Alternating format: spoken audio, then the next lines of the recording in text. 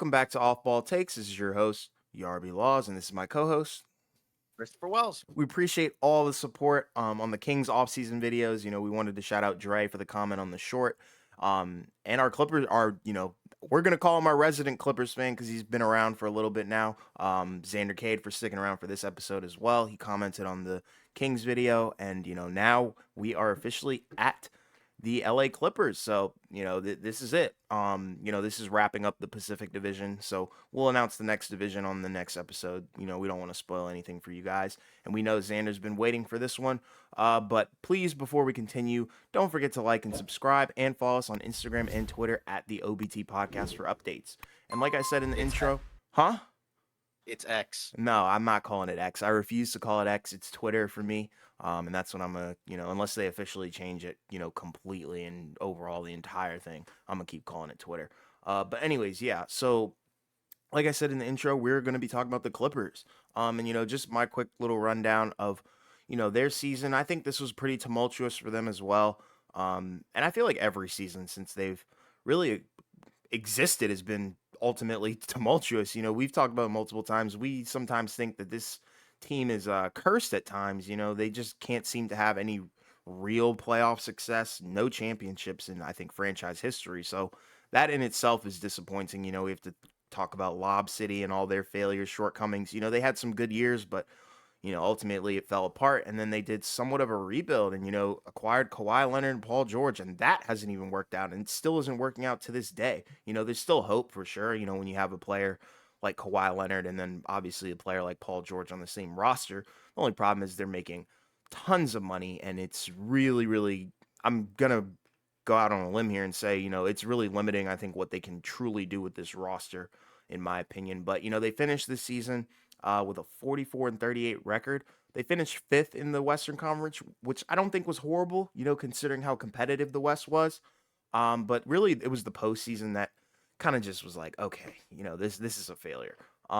So yeah, they didn't have, I think, Paul George for this postseason at all, I believe. And then they had Kawhi, I think, for 1 or 2 games. I can't Two. remember. It was 2. Okay, yeah. But eventually they did get eliminated 1-4 by Phoenix. Phoenix kind of knocked them out. But, I'm not going to lie.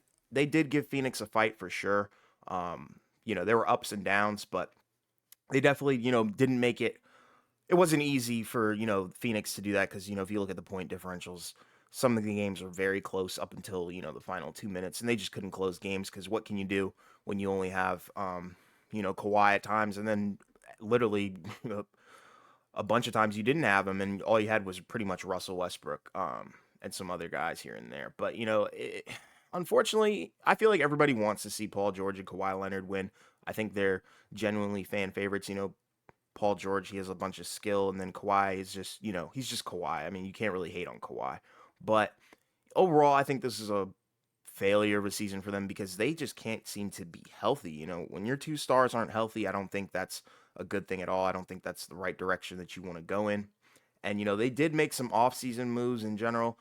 I I do like some of them.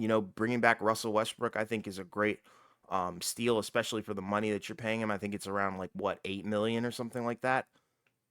It's like I think it's like 4 million a year Yeah. for the So next couple of years. So yes, it's a pretty 2 year, right? So it's a two yeah. year, 8 million deal, which is very, that's a steal in my opinion. I think he commands their offense fairly well from what we saw, especially in the postseason. It was kind of like a throwback revitalization, for his career. And oddly enough, we had a guest on in one of our earlier episodes, and he said it would really work, and he thought that it would be a-okay. And we were like, I don't know, we might have to see him come off the bench or have a more limited role. But it seemed like when he was out there, the production was insane because it seems like he's like one of the only players in the league that can have a game where he shoots so badly, but does so much on the court that it turns into a great game. Like he could go like 2 for 20, but still have a triple double and secure you the win. Because he's such a great willing defender and he just makes plays all around. So, no Russ slander here. I know the media's out for him, but we're definitely not. But yeah, they did have some interesting things going on, just to look at the roster, Paul George, Kawhi Leonard, obviously, Terrence Mann.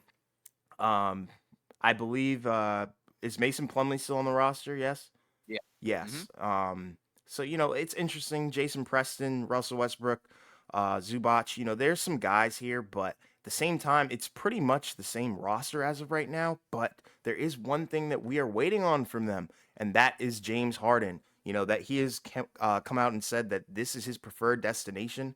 This is where he wants to be traded to. We think it's probably going to happen, but not in the off season. We probably think it's going to be dragged on a little bit, but in general, that would be an interesting fit. It's just who would they give up?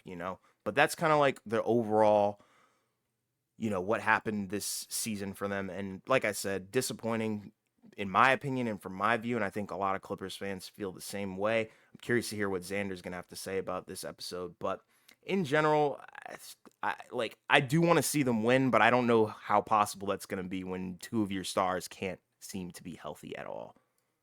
Yeah, that's kind of the thing, when you're looking at it, just, from the perspective of, again, you got two guys that are really good on both sides of the ball, but like you said, how often are they going to play? I think, last season, I believe Kawhi played 52 games and Paul George played 56. And then, Hmm. when you go into the playoffs, right, Paul George didn't play at all. And then Kawhi only played in 2 games. Right. When they're healthy and they're together, yeah, they are really good. It's just, that's kind of the biggest question is can they be healthy enough, for basically in the playoffs a 6 week stretch. That's kind of what you need in order to win, the title. For the most part, when you look at this roster, kind of one of the big things about the Clippers and what drew a lot of people in towards that team, when they were first put together was the depth because they had a lot of options.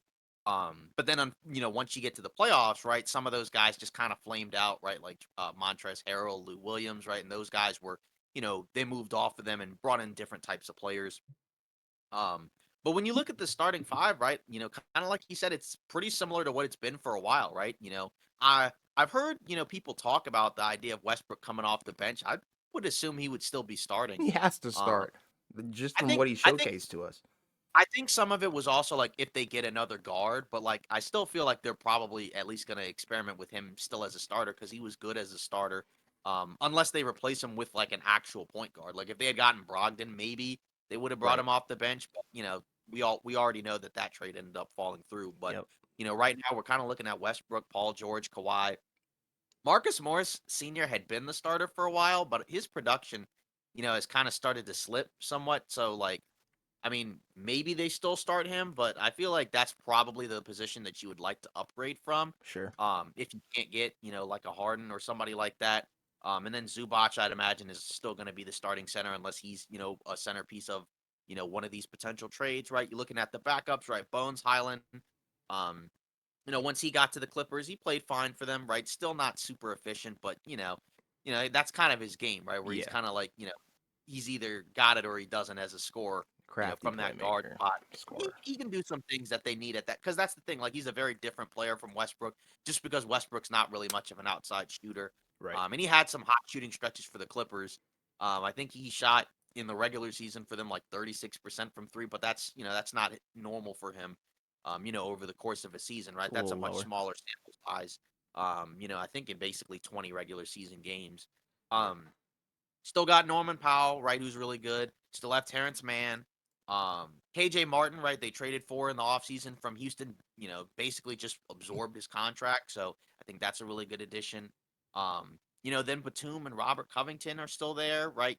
They're kind of getting up there in terms of age, particularly Batum, right? I believe Nicholas Batum is like 34. And again, like he was okay, right? But we know like at a certain point, right? He's not going to be the same in terms of his effectiveness as a player. Sure. Um, so and then after that, from that center spot, then it's Plumlee. So we already know the strengths of this roster, right? Similar to kind of some of the other rosters we mentioned, right? They're really good as a jump shooting team. That's kind of their strength offensively.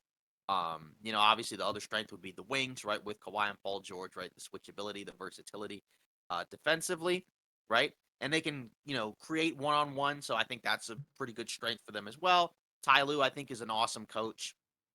And you do have a lot of pieces that you can plug and play. But weaknesses, we already talked about it. The injuries is a concern. And then in addition to that, like how much time does this core really have left together? Because again, like Kawhi is already what, like 31, 32. Paul George is, I think, about 32 or so, Yeah. right? Which again is not old, but considering they've already had a lot of injuries, is it really going to get much better? Maybe, but probably not. Um, and then after that, outside of those two guys, I feel like they are kind of in this weird spot where they have too many guys. I do know that they did lose Eric Gordon and they didn't really replace him, but I guess you could just elevate, Yeah, and they one of the waived other him guys. actually. Yeah, I bet. Yeah, and I think that's just because of the new CBA. Yep. Because if this was the old CBA, they wouldn't care, right? Because they're kind of like Ballmer's like the Suns team governor, right? Where he doesn't mind spending as much as he wants, which is is fine, in my opinion, Yeah, if I you can agree. do that. Yeah.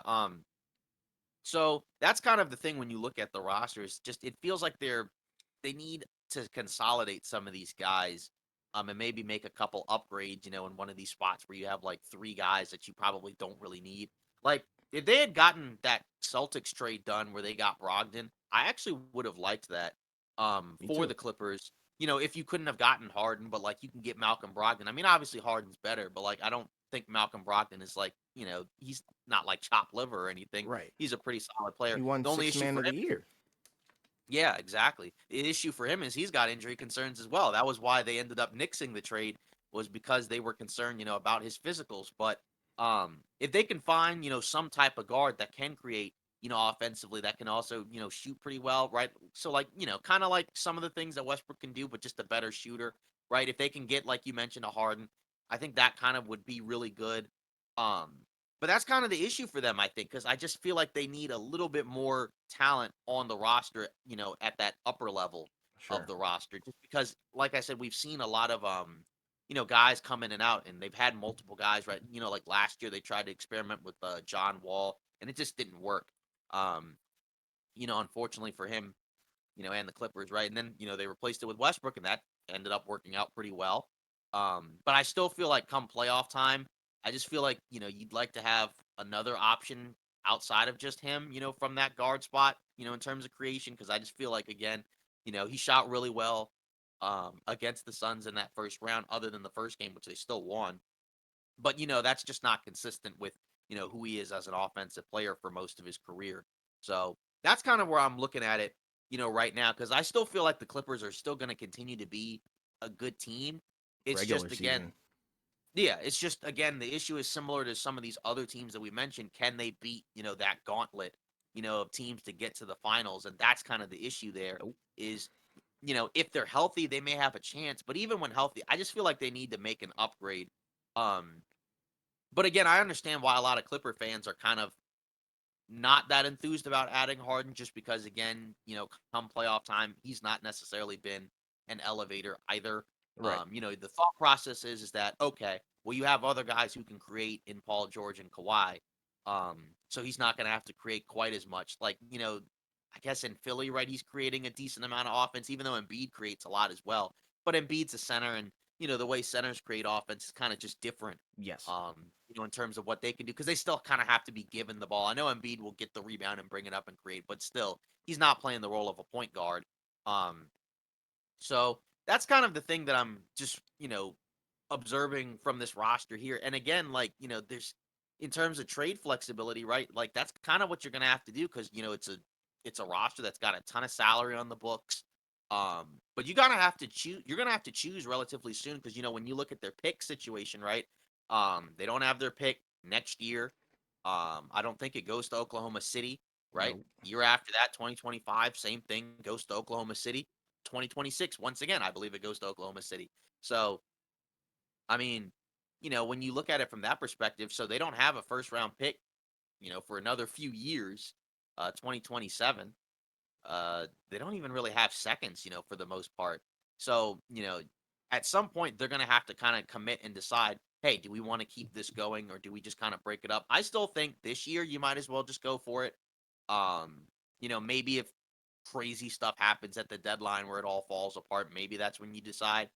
But then you also have to factor in that new arena, right, that they'll be moving into soon.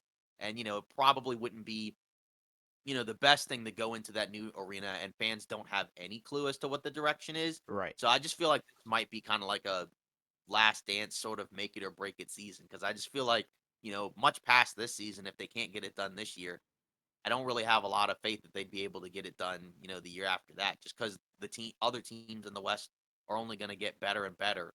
And they don't really have a lot of mechanisms to get much better, because they don't have a ton of super young guys. So you're not Right. expecting a whole lot of internal improvement. Maybe if Terrence Mann, kind of raises another level or two, right? That can kind of change some things. But as currently constructed, I think they're going to need to do a little bit more to get into that top four. Of course, again, things can break your way, right? If Kawhi and Paul George have a completely healthy season, that can obviously change some things, right? If some other teams have some bad luck in terms of injuries, which we've seen before, happens every year, that could work. But just in general, I still think that you still got to look at Nuggets, Suns, Warriors, Lakers. I mean, I still feel like those four teams are probably better, Yeah. um, when all are healthy. And then even after that, like, I mean, the Clippers are probably in that next tier, but those other teams that are behind them are still going to be kind of close, You got to watch out because for again, Dallas, yeah, teams like yeah, that.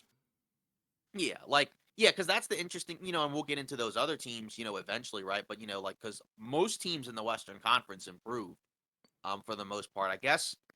I mean, I don't feel like I mean, I guess the Clippers improved somewhat because, I guess the KJ Martin guy, is an upgrade over what they had. And I guess it Yeah. allows you some flexibility, if you send out, Marcus Morris or, Covington or Batum because you get a younger guy that's more athletic.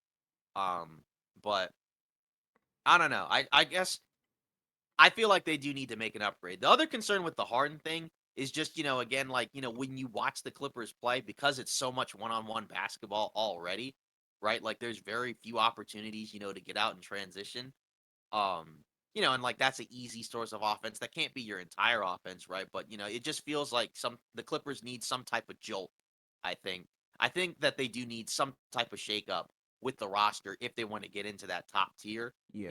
It And just they and it like it may not have to be Harden, because again, if they revisit, Brogdon, I know at one point, when the Chris Paul stuff was happening, they were interested in getting him. I think that would have been, somewhat helpful, for the most part.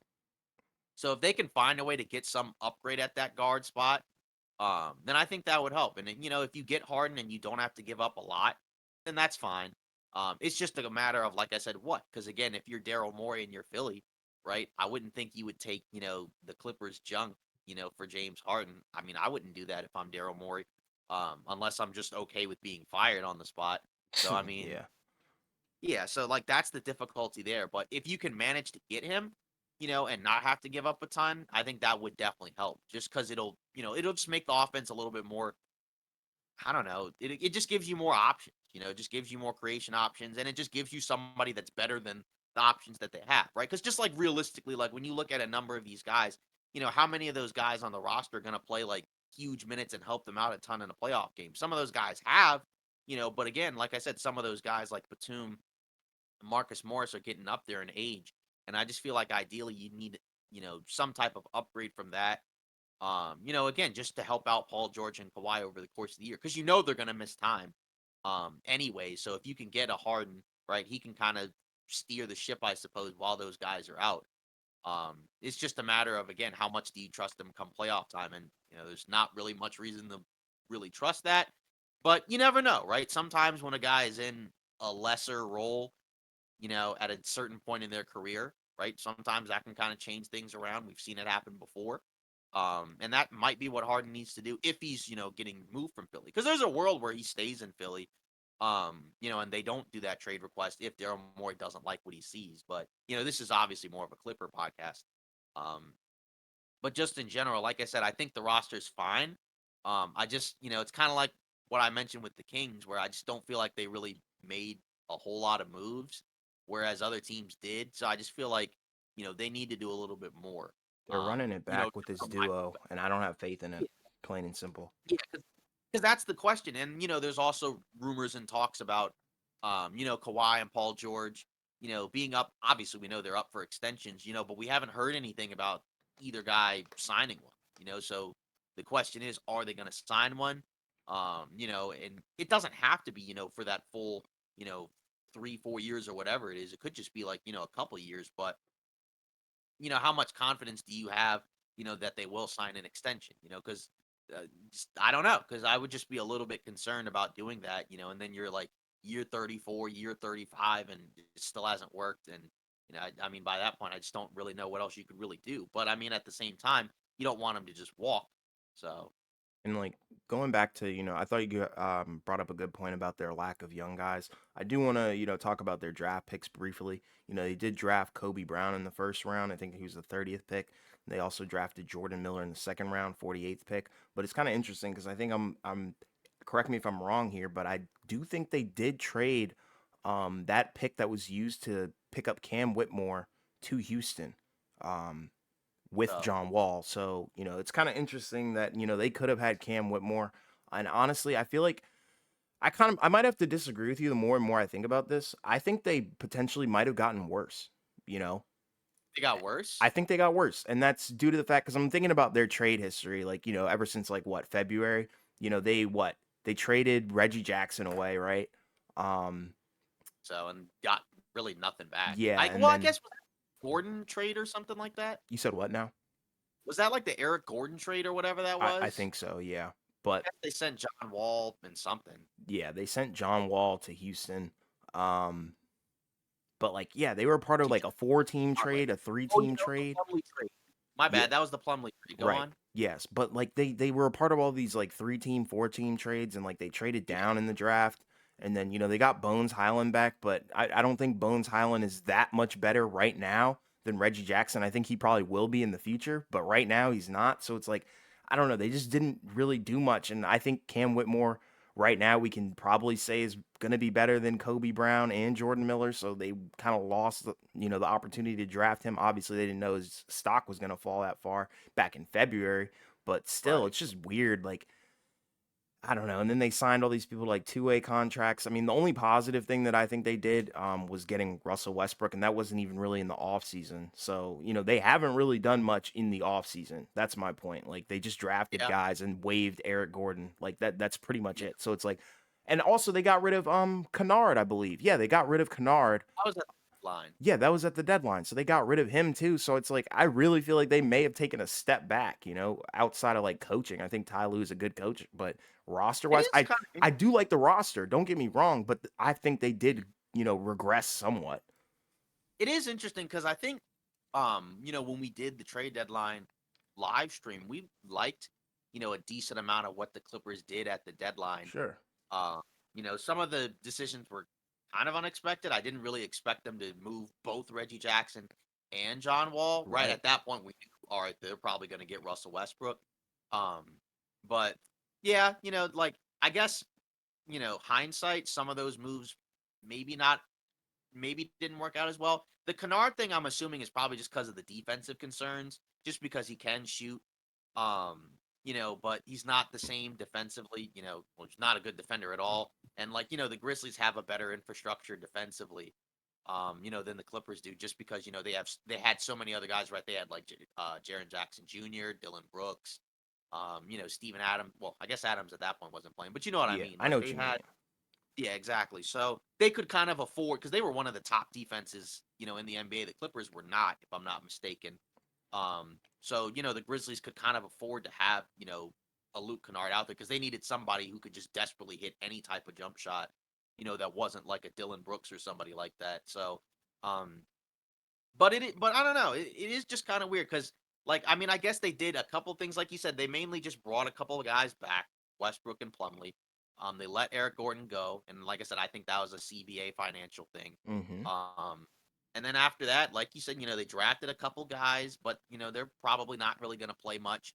Um, I think after that, you're just kind of hoping, like I said, for probably like an elevated year from like a Terrence Mann or somebody like that. I think, Yeah. again, as presently constructed, I think that's kind of what you have to hope for. Um, because he did have some stretches of really good play, when he gets minutes. It's just he's got to get those minutes. I would imagine he'll have more opportunity Yeah. since Gordon's not out there, since they kind of play similar-ish positions, right? Like man kind of plays like both guard and forward, I guess. Yeah, and Um, then there's other but guys like Brandon Boston and like Jason Preston, but how much playing time are they going to get, yeah, especially come playoff time? At probably 0 minutes, yeah, exactly. That's kind of like I said, why, I feel like we're kind of sort of in a similar spot. I think I just said that their offseason was like okay. You feel like they got worse. I think they did get Um, worse. I definitely don't feel like they got better. Right. Um, yeah, Like like too that's much just kind better. of how I know what you mean. yeah, it's just like, I'm just kind of banking on the idea of maybe that they make some type of move.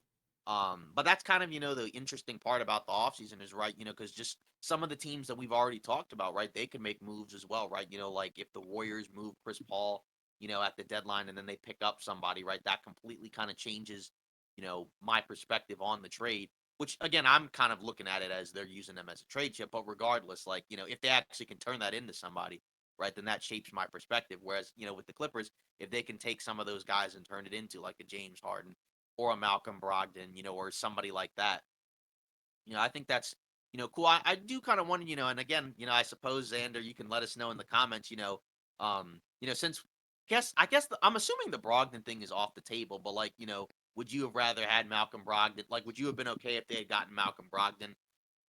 Just because I know, his thoughts on Harden weren't necessarily all that Yeah. positive. Um, but that's kind of how I look at it, so, again, we know the roster, we know the rotation because again, the starting five is basically the same as it was last year, unless Marcus Morris is, benched.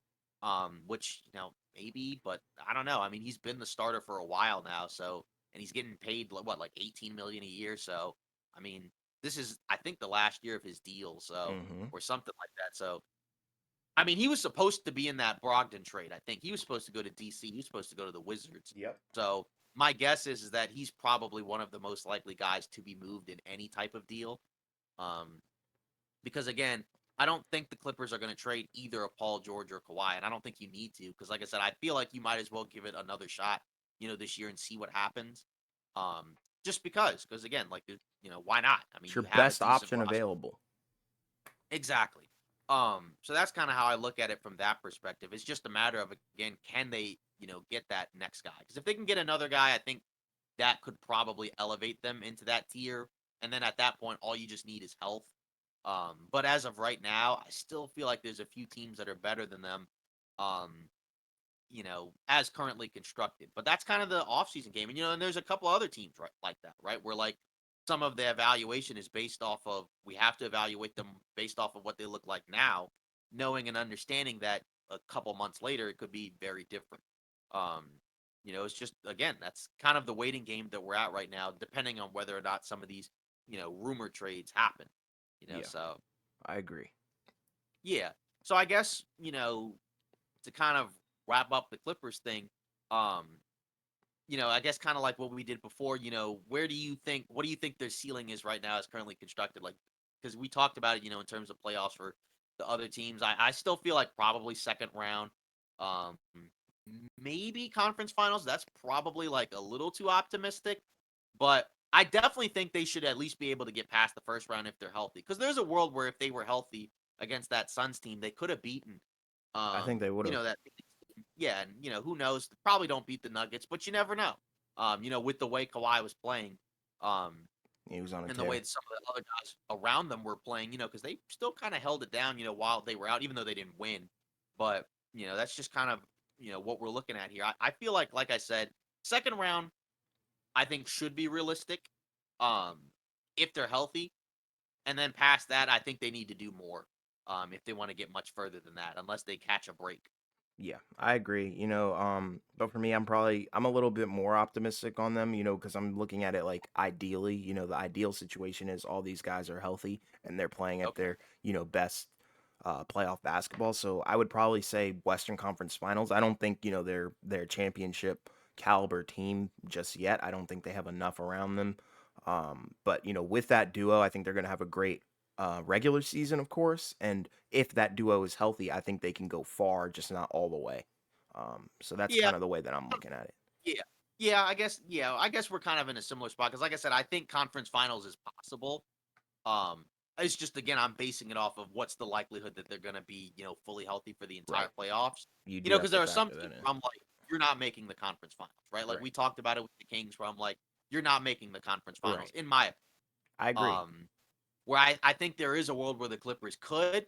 It's just again, they gotta be, they gotta be on point in terms of their health. Yeah. In a But if they can utopian pull, society and they're healthy, I think yeah, they can go to the Western Conference exactly. Finals.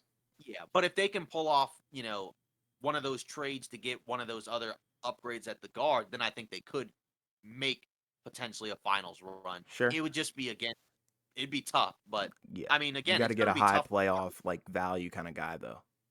Yeah, exactly. Yeah, like I said, because like I said, I would have liked the Brogdon deal if they could have pulled that off. Me too. Because I would already think that I think that personally would be an upgrade over, pretty much any of the guards that they have.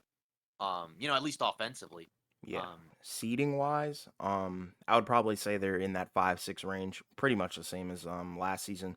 I do know they finished fifth, so probably around that same level. I think that's good. But yeah, with Westbrook being there full time, I think that they could make a push for four. Who knows? It's just yeah, going to depend I on think how so. competitive the West is. I think it's going to be a very tight race after three. But 4, Right. 5, 6, I think that's where they can probably land. I don't foresee them landing 7, 8, or 9. Right. Yeah. I think they should be better than the play-in standings wise. Like I said, I think four is definitely reachable. But the standings wise, it is going to be interesting because again, when you look at a couple of the teams from last year, right, like the Grizzlies and the Kings, they were the second and third seed, last year. So that means we already mentioned we think like Nuggets, Suns, Lakers, Warriors, something like that. I think we had maybe the Warriors standings wise a little bit lower, if I'm not Yes. mistaken. I don't remember, Yep, we but did. those are your, and then if you put the Clippers, at four, right, or something like that, or five, then that means the Grizzlies and the Kings are going to have to drop. Right. I think Um, the Kings will drop for sure. I don't know about the yeah, Grizzlies. That's a tougher yeah, one just because right, and we'll and get into also that. we don't know about Ja as well, but we don't have to talk about that right now. But Yeah, that's kind of the way that exactly. I'm So looking at it.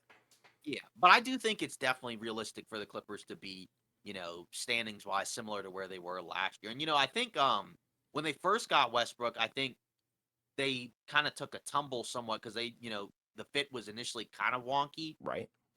So they took a tumble, I think, the first stretch of games where they were losing a lot of games. And then after a while, then they kind of were able to get back into it. Um, so like you said, with Westbrook there, and again, he's a guy where you don't have to worry about him, health wise. He's typically been pretty durable. I know he had a few years, if you go a couple years back, like I think in Washington and Houston and the end of his time in Oklahoma City where he missed time. That was But, just age for the and wear and tear, I feel like. yeah, but when he was on the Lakers, he basically played just about every game. And I think for the Clippers, he basically played just about every game, smaller sample size, but still, um, I don't think you have to worry about him too much durability wise. Obviously, Yeah. he age wise, he's older, but just again, and I think that's kind of why a lot of Clippers fans are, you know, pretty high, or for now, they like Westbrook a lot in terms of what he brings, because again, you don't have to worry about, hey, is this guy going to play or not?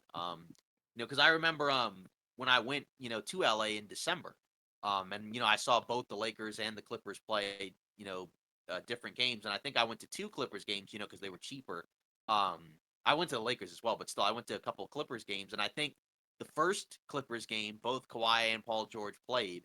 But I think the second game was the second night, and it was because it was a back to back, and they didn't play Okay, got you. the second game. So, yeah. Whereas with Westbrook, you don't really have to worry about that. Um, but yeah, but it is kind of funny because, like you mentioned, the guest before, Genji, he was a lot higher on the move than we were. I think we were kind of. I think our thought process was if it was off the bench, fine. If it was as a starter, probably not fine. Right. And I think there's a little bit of context just because, again, like with Kawhi and Paul George out, he's gonna have the ball a lot more, and he was hitting more shots than he normally does. But I think you could still feel, that it was a better fit. Um, and that's why I never liked that trade, for the Lakers anyways. And most Laker fans didn't like it because most people know and understand, it's kind of difficult to put a guard that doesn't shoot that well next to LeBron. Even with LeBron playing off the ball more than he used to, it's just difficult. And Right. then when you have that huge salary of Westbrook, that makes it even harder to put the other players around them, because that was the other factor. Because if you remember, a lot of the guys on that team, the first year with Westbrook, a lot of the minimum contract signing guys that they had were not very good. And, most of them aren't even on a team right now. Like Sure. even, guys like Kendrick Nunn, and that was looked at as a steal. There's reports of him possibly going to Greece. I guess maybe potentially getting ready to learn some Greek. So I mean, whereas with the Clippers, he's on a minimum contract, or in this case now it's like what 3-4 million. So you don't really have to do anything in terms of overhauling your roster, right? They just had to get rid of Wall and Reggie Jackson, who Westbrook would be replacing them anyway. So you know, Amir Coffey, that's another guy. I mean, again, he gonna do much? Maybe. I mean, again, that's kind of the thing, because you're kind of relying on the guys you already have. You hope that Terrence Mann or Bones or somebody like that kind of has a more elevated role. But then after that, some of the other guys I would expect probably would be worse. I'm going to expect that Batum, and Marcus Morris, are probably going to have down seasons compared to what they had before, just because those guys are older. Covington, who knows at this point, right? Like he didn't really play a whole lot for the Clippers. Um, in last season, if I'm not mistaken, right? I mean, like, again, like I don't know. I Yeah. don't know what to make of. Yeah, he played 48 games, 16 minutes a game in the regular season. And then in the playoffs, I mean, 6 minutes a game in 2 minutes or in 2 games. Yeah. So he didn't really play that Sun series, and that was with Kawhi and Paul George being hurt. So I mean, that would suggest to me that Ty Lue probably doesn't have a lot of confidence in him at this point. So they have some flexibility in terms of those mid-tier guys, the salaries they could move. It's just a matter of what can they bring in. And again, it sounds like I'm kind of repeating myself, but like I said, that's kind of I think the pathway for the Clippers is I just think that there needs to be some type of shakeup on the roster, because I just feel like the roster as currently constructed isn't good enough to win the title. They can win, like you said, a lot of regular season games and probably win a playoff series or two. But if you have Kawhi and Paul George, right, you're thinking, you're hoping for a championship, right? Like it's Exactly. kind of like what we mentioned with those other duos, like LeBron and AD, or Durant, Booker, whomever, right? You're looking to win a title. You're not looking to just win a couple rounds, Simple because as again, that. the Clippers, yeah, and the Clippers, they have that curse, you know, when it just seems like a lot just has not gone their way. During their run in the NBA, like you said, they've had some really good teams at different points. The Lob City teams, were pretty good. Um, even though they did have a few tough playoff exits, right? They were still always a good team. Yes. And then like you said, they had that year right before Kawhi and Paul George came where they made the playoffs, and took the Warriors to 6 games. And then Kawhi comes in, Paul George comes in. They trade the picks, and they traded Shea Gilgeous-Alexander. So the Clippers, they don't have much more time, or else the decision to get those two guys is going to really hurt, because again, you don't have many picks. You already sacrificed Shea, who nobody knew he was going to be as good as he is right now. But still, like the fact that he's that one of those franchise type players potentially, that already hurts. Yeah. And then other picks, right? Like I think Jalen Williams, the forward, right, for Oklahoma City, right? I think that was a pick that would have gone to the Clippers.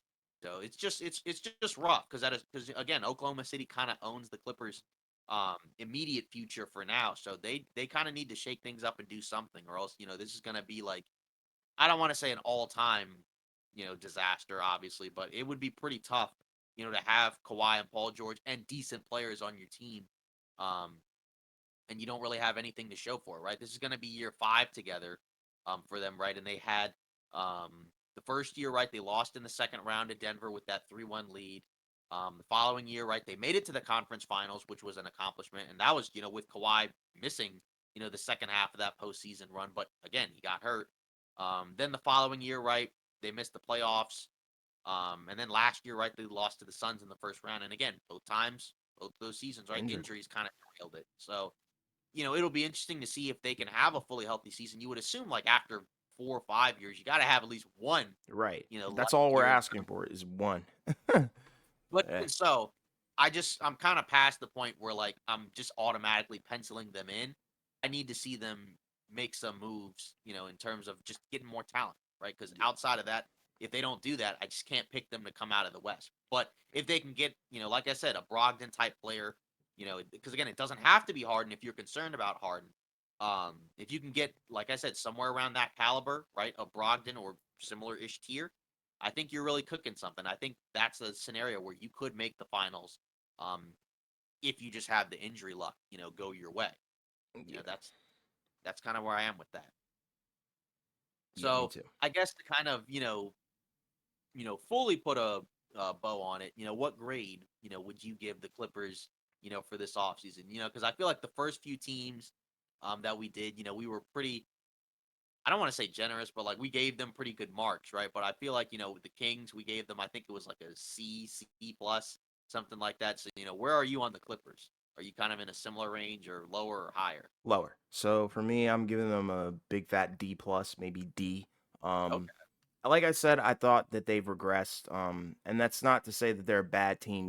Just to preface this, us giving them grades like this isn't, us saying, the Clippers are a D tier team. It's more so their off season in that perspective. So from my point of view, I think their off season was a D, D plus because they didn't really do anything in my opinion, that gets them over the hump. It's not enough to win the championship.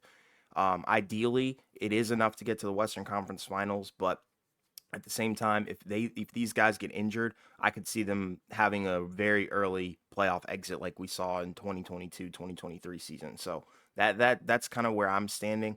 And that's just due to the fact that, they were able to bring back Westbrook. That's a great thing, but outside of that, nothing really screaming to me, contender or, that's a great move considering all of the other teams that have made some phenomenal moves. If we look at Phoenix and then, some others, they're just steadily improving at large amounts, but the Clippers didn't really take a big leap on anything or a big swing at anybody. And in fairness, we can't really factor in James Harden yet because we don't know if he'll even end up in a Clippers uniform. So, and that hasn't happened yet. So that's kind of just my thoughts on it.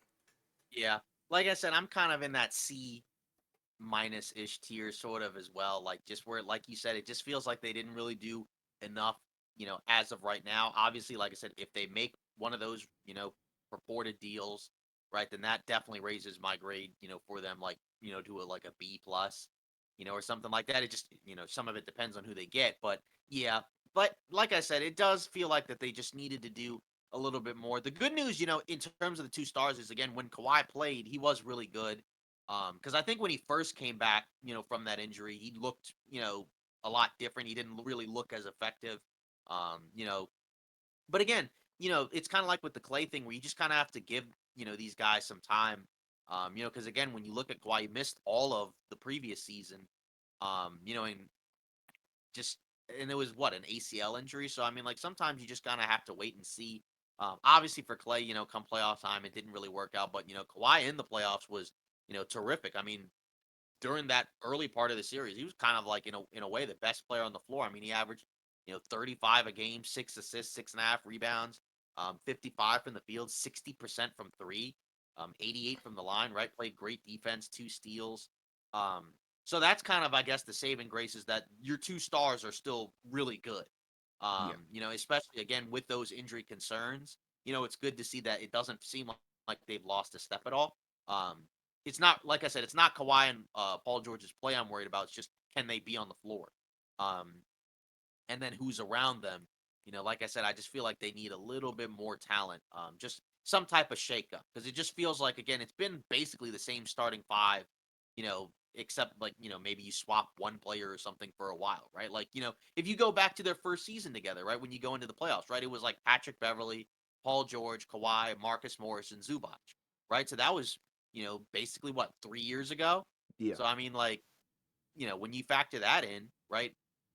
Like I said, outside of Westbrook, it's the same starting five, and again, you haven't really gotten much further than you would like, other than that one conference finals appearance. So, like I said, I think it's probably just time to say goodbye to some of the other guys on the roster, like a Batum or Marcus Morris, um, or somebody like that, and just kind of see what you can do. Because again, if you can, like I said, upgrade one of those spots, if you can get an upgrade at the four or an upgrade at that guard spot, then I think you're pretty much set.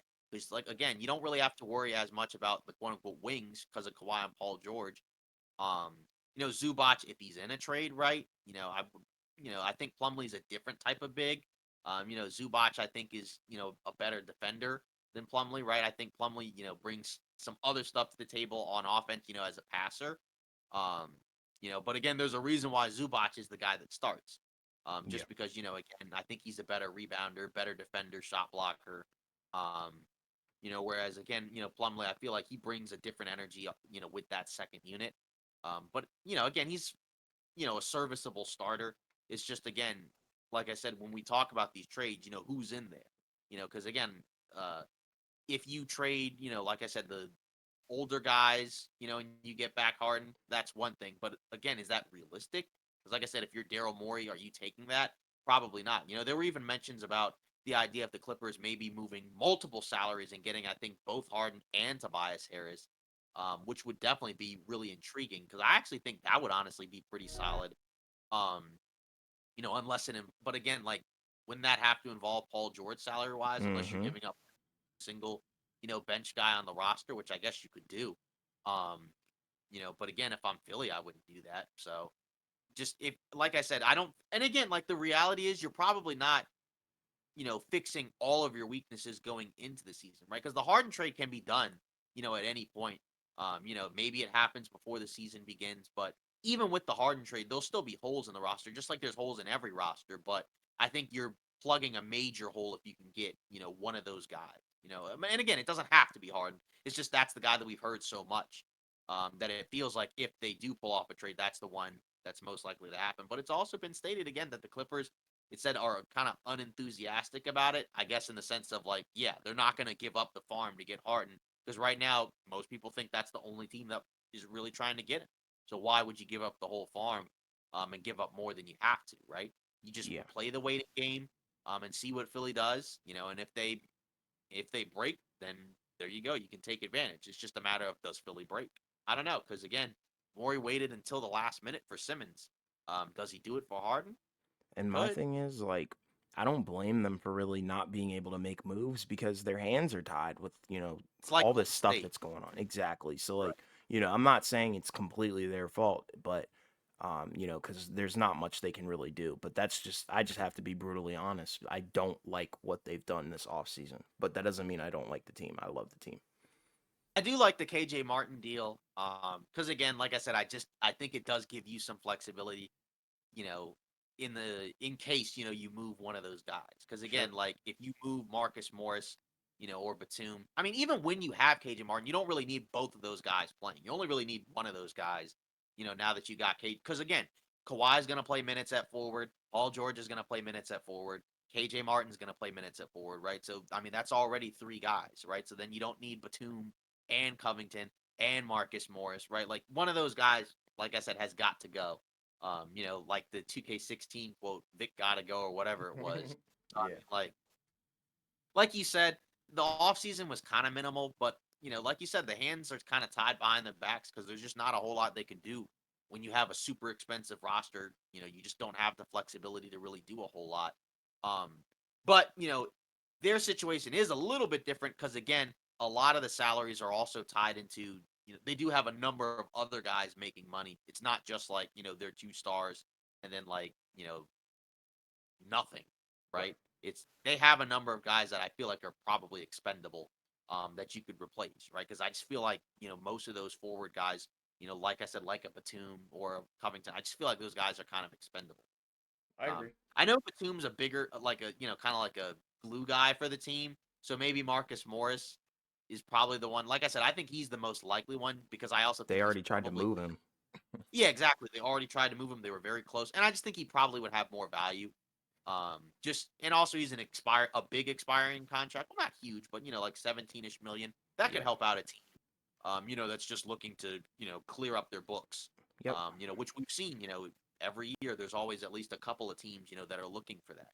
That's kind of, what the Spurs opted to do this offseason where they just took on a bunch of salary, through trades as opposed to really, making free agency moves. Yep. Yeah, so I mean, yeah, so that in conclusion, that pretty much wraps up, our take on the Clippers. Again, they're still a good team. I think that they do have a chance, to advance deep in the playoffs. But I think in order to get the ultimate prize, the championship, I think they need to do more. Just because again, I just feel like they have too many guys and you got to consolidate that, into, For you know, sure. yeah, a couple of guys. Because again, I mean, they have like what? They have basically like 12 guys.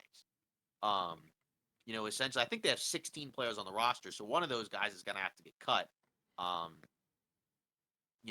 but regardless, like again, if you can find a way to take a couple of those bench guys and turn them into, a seventh man, right? I think that would help because a couple of those guys are more so like 9, 10 man rotation guys, not so much like 7 man, 8 man rotation guys that you would have as you go, further and further into the playoffs. Yeah. Yeah, so this concludes, our, takes on the Pacific Division, in terms of what the teams did this offseason. Um, Obviously, we're not going to tell you guys, what the next one is. We'll get into that in the next episode. But in terms of the Pacific Division, it's kind of insane just how I think that this is going to be your best division in the Western Conference. I mean, because again, you could realistically make the case for all 5 teams are going to make the playoffs and could potentially, each team could potentially win at least, a round. Some of them could win multiple rounds. Hmm. Um, because again, I think the Kings could win a series. Lakers, Clippers, Suns, Warriors all could definitely win multiple playoff rounds. Um, so I mean, it's going to be really interesting, to see who finishes at the top of that division, and who finishes, closer to the bottom. Because even the team all the way at the bottom could still be like, an above 500 team. Um, but I mean, that's going to be crazy because there's a world where all 5 teams um, make the playoffs once again, basically, right? Because I mean, when you look at last year, right, the Suns, Clippers, Warriors, Kings, and Lakers all made the playoffs. And that's 5 teams, right? So that means only 3 other teams can make the playoffs. Um, and what are those 3 teams gonna be? Right. That's kind of the intriguing thing, about the Western Conference. And there are teams that didn't make the playoffs last year that could make it this year. And if they do, one of those other teams is going to come out. And that's kind of the interesting, math part of this equation. I guess, we'll continue to stay on the Pacific Division before we get into the news and rumors. What team do you think is probably record wise going to be at the top of the Pacific Division? Um, it'll either be, I think, Lakers or Suns. That's kind of what I'm looking at.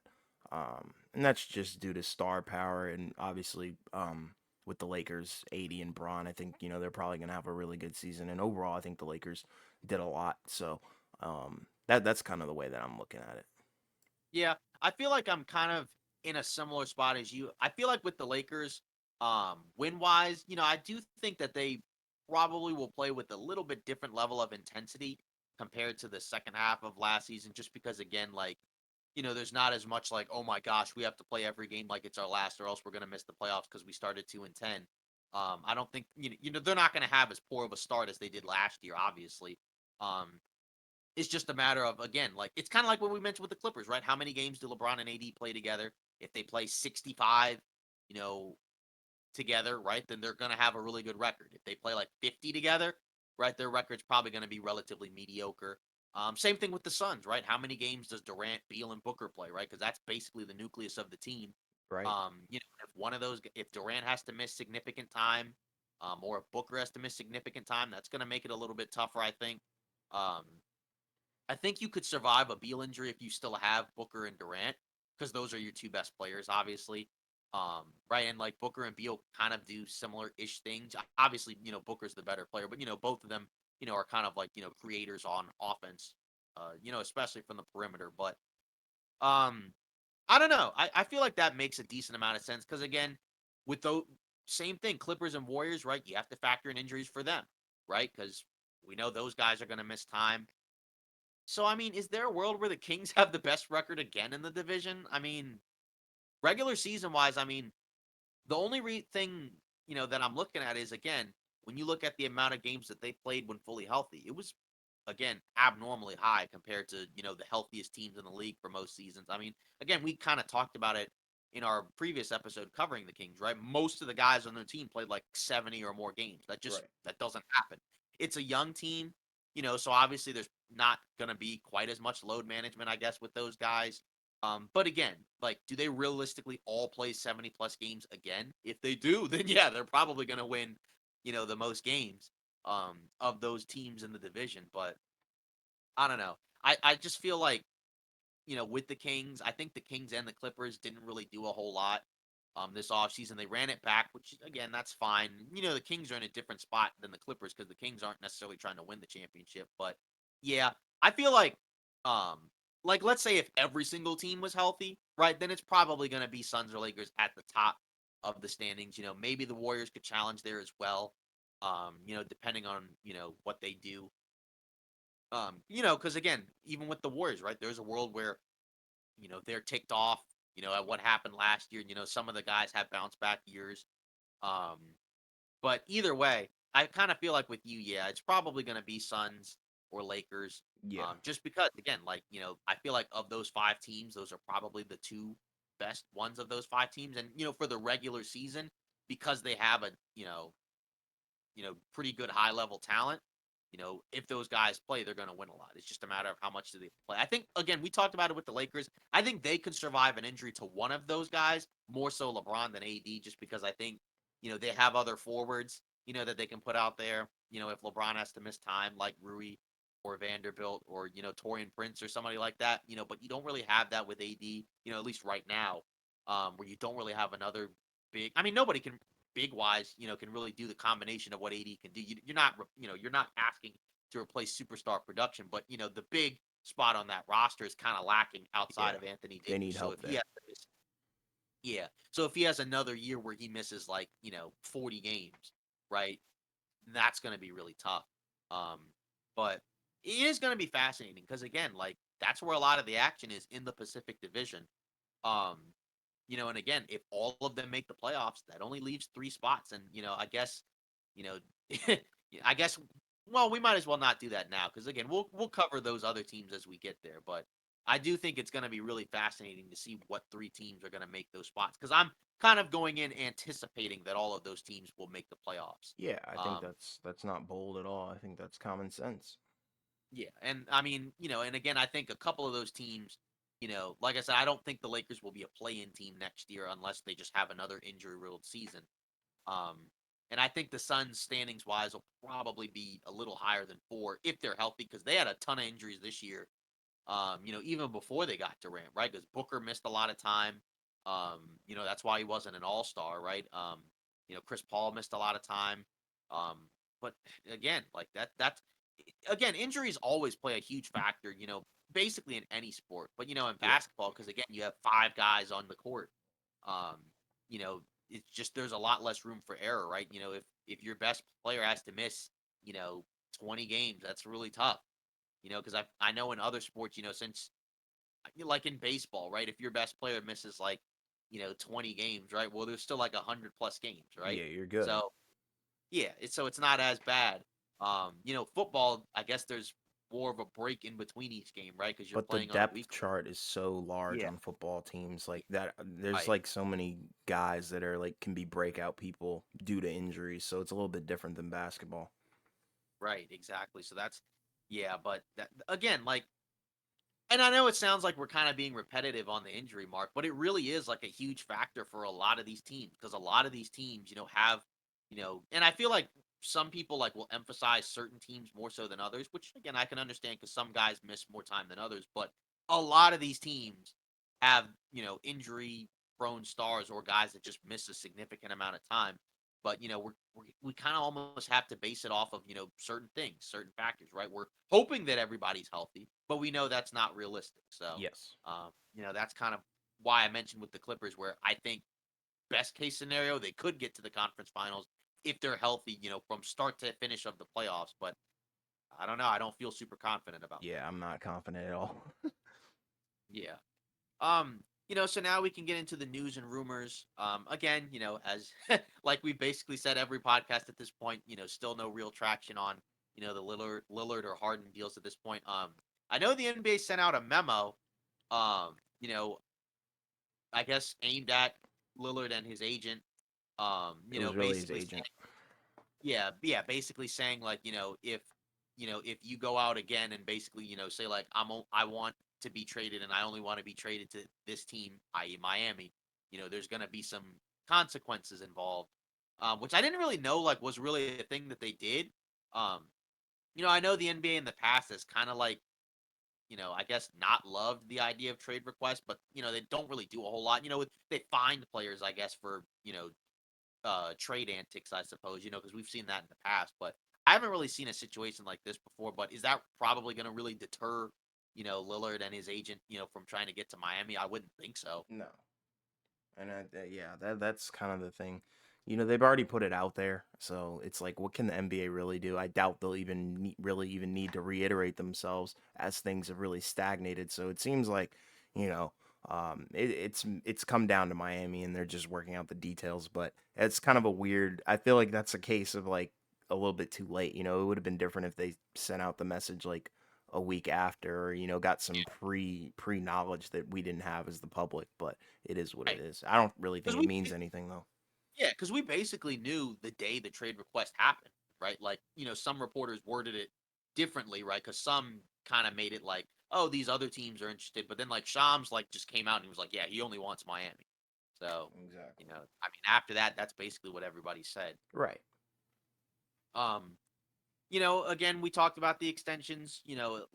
Zach Lowe on his podcast mentioned the Clippers aren't, necessarily in a rush, and I think his guest on there as well, who's covers the Clippers, I think is his name, Young Misooks. Something like that. Yeah.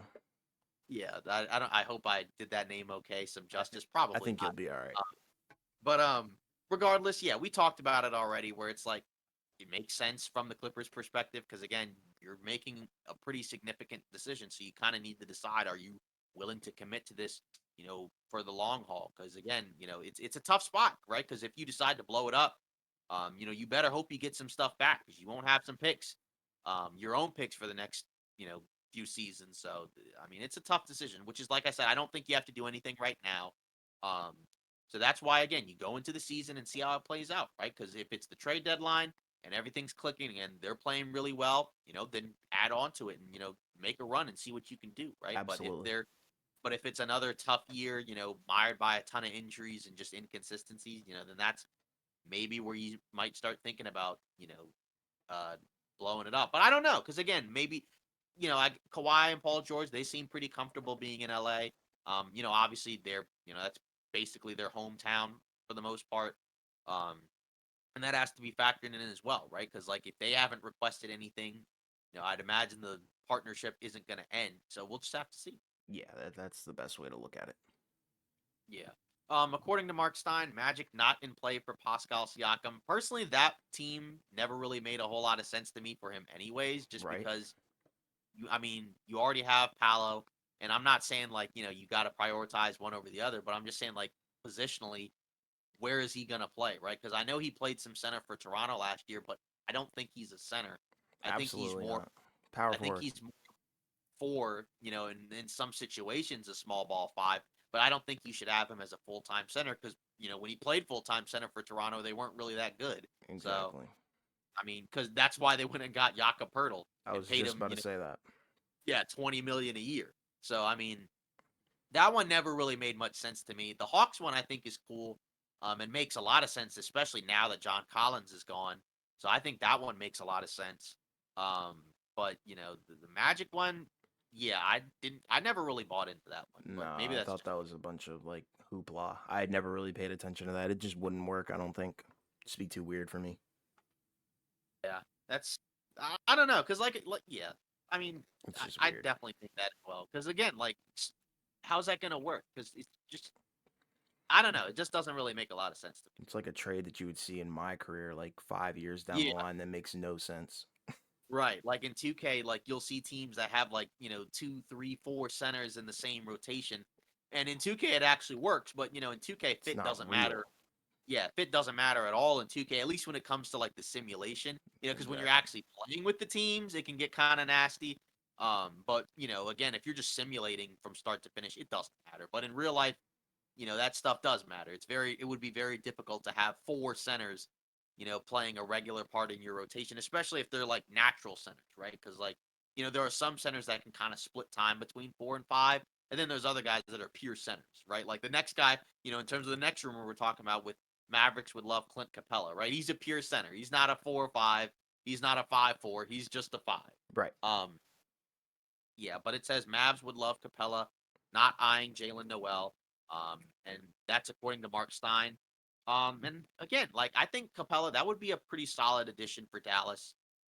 Because again, in terms of a center that can play alongside Luca, I think a center that is basically there to catch lobs, get putbacks, block shots. I think that's perfectly fine, right? Like, I mean, I don't think you really have to have like a star center off on offense play alongside Luca, especially because, ideally because Luca's, and that combination, him and Kyrie are not the best defensively. You want, somebody that can kind of patrol the paint, Yes. that kind of be that last line of defense, just in case, people are, getting past those two guys. I think, that's a pretty good fit if you can do it. Again, I'm curious, what they would be able to get, what they would have to give up in order to get Capella. I guess, that would probably involve, like a JaVale McGee, or one of those other random contracts that they have on the roster. But that rumor has been mentioned a lot, and I do like that. The Jalen Noel one, I don't really see the point of that Nope. because you already have a decent number of guards. Um, and the guards that they have right now, I feel like I'm fine with in terms of like, obviously Luca and Kyrie can play at the guard spot. You have Hardy, Josh Green, I guess, can kind of split time between guard and forward. They added Seth Curry. So I mean, I feel like you're pretty much good at the guard spot, which we've talked about, for a while with Dallas. And obviously we'll get into them, more once we cover them. But I just feel like wings and bigs, those two positions I think is what you need to upgrade. Absolutely, and especially from the defensive point of view, I Yeah. think your offense is perfect. You just need to get some great defenders that will help mask, Kyrie and Luca's lack of defense. Right. Yeah. Because exactly. Because if you have like, let's say it's like Luca, Kyrie, I'm assuming Grant Williams because of the money. I would imagine he's gonna start. And then if Can't be Clint mad at that. Capella, and then you just add some other wing in there, I think that's a decent starting five in the Western Conference. Again, is it the best one? No, but I think Mm-mm. it's a one that should be pretty competitive and certainly better than last year's. I would think. Absolutely. Yeah. Um. Yeah, so that's pretty much it for today's episode of Off Ball Takes. Hopefully, Xander, Cade, hopefully we did your team justice. Let us know what you thought in the comments, or anyone else for that matter. Yeah. Let us know your thoughts of or your take on, our opinion of the Clippers. Again, we think that they can, make a deep playoff run, but as currently constructed, probably a championship isn't in the cards. But again, let us know, if you disagree or if you agree, like, comment, and subscribe. Again, we appreciate the support. That's it for the Pacific Division. So, once we see you again on Friday, we'll be covering the next one. So stay tuned.